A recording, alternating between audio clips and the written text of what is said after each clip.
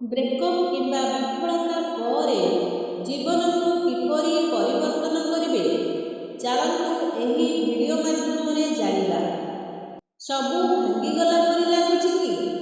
ଯାହାକୁ ନିଜ ଜୀବନ ଭାବିଥିଲେ ସେ ଲୋକଟି ଚାଲିଗଲା କି? କିମ୍ବା ଯାହା ପାଇଁ ଏତେ ପରିଶ୍ରମ କରିଥିଲେ ସେ ସ୍ୱପ୍ନଟି ଭାଙ୍ଗିଗଲା କି? ଆଜି ଯଦି ଏହି ଭିଡ଼ିଓ ଦେଖୁଛନ୍ତି, ମନେ ରଖନ୍ତୁ, ସବୁ ହାରିଲେ ବି ଆପଣ ଏପର୍ଯ୍ୟନ୍ତ ଶେଷ ହୋଇନାହାନ୍ତି। ବ୍ରେକଅପ୍ କେବଳ ଗୋଟିଏ ଲୋକ ହରାଇବା ନୁହେଁ, ଏହା ଗୋଟିଏ ଭବିଷ୍ୟତ ଭାଙ୍ଗିଯିବା। ବିଫଳତା କେବଳ ଗୋଟିଏ ପରୀକ୍ଷା ନୁହେଁ, ଏହା ନିଜ ଉପରେ ଭରସାକୁ ହଲାଇ ଦିଏ। ସେଥିପାଇଁ ଭୋକ ଲାଗେନି, ନିଦ ଆସେନି, ମନ କହେ ମୁଁ କିଛି ନୁହେଁ। କିନ୍ତୁ ସତ୍ୟ ଏହା ଯେ ଆପଣ କିଛି ନୁହନ୍ତି, ଆପଣ ପରୀକ୍ଷା ଦେଉଛନ୍ତି। ଦୁଃଖକୁ ସ୍ୱୀକାର କରନ୍ତୁ। ସମାଜ କହେ ଶକ୍ତିଶାଳୀ ହୁଅ, କିନ୍ତୁ କେହି କୁହନ୍ତିନି କେମିତି ଶକ୍ତିଶାଳୀ ହେବେ। ଶକ୍ତିଶାଳୀ ହେବାର ପ୍ରଥମ ପଦକ୍ଷେପ ନିଜ ଯନ୍ତ୍ରଣାକୁ ମାନିନେବା। କାନ୍ଦିବାକୁ ମନ ହେଲେ କାନ୍ଦନ୍ତୁ, ଦୁଃଖ ଲାଗୁଛି ମାନନ୍ତୁ। ଦୁଃଖକୁ ଦବାଇଲେ ନୁହେଁ, ସ୍ୱୀକାର କଲେ ହିଁ ମନ ଭଲ ହୁଏ। ନିଜକୁ ପ୍ରଶ୍ନ କରନ୍ତୁ, କାହିଁକି ମୋ ସହ ଏମିତି ହେଲା? ଏହା ମୋତେ କ'ଣ ଶିଖାଇଲା?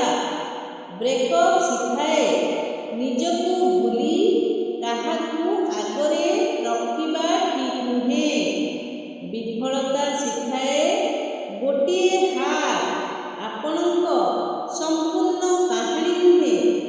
ପ୍ରଶ୍ନ ବଦଳିଲେ ଭାବନା ମଧ୍ୟ ବଦଳେ।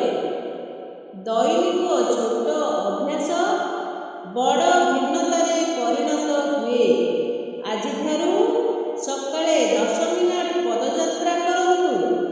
ମୋବାଇଲ ବିନା 20 ମିନିଟ୍ ବସନ୍ତୁ। ପ୍ରତ୍ୟେକ ଦିନ ଭଲ କଥା ପଢ଼ନ୍ତୁ। ଜୀବନ ହଠାତ୍ ବଦଳେନି, ଧୀରେ ଧୀରେ ଗଢ଼ାଯାଏ।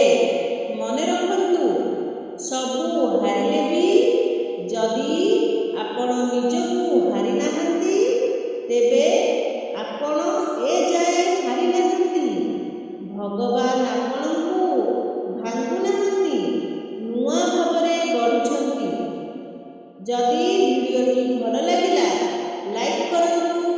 କମେଣ୍ଟରେ ମୁଁ ପୁଣି ଆଗକୁ ବଢ଼ିବି ଲେଖନ୍ତୁ। ଏହିଭଳି ନୂଆ ନୂଆ ଭିଡ଼ିଓ ଦେଖିବା ପାଇଁ ଆମ ଚ୍ୟାନେଲ ସହିତ ଯୋଡ଼ି ହୋଇ ରୁହନ୍ତୁ ଏବଂ ଚ୍ୟାନେଲକୁ ସବସ୍କ୍ରାଇବ୍ କରନ୍ତୁ।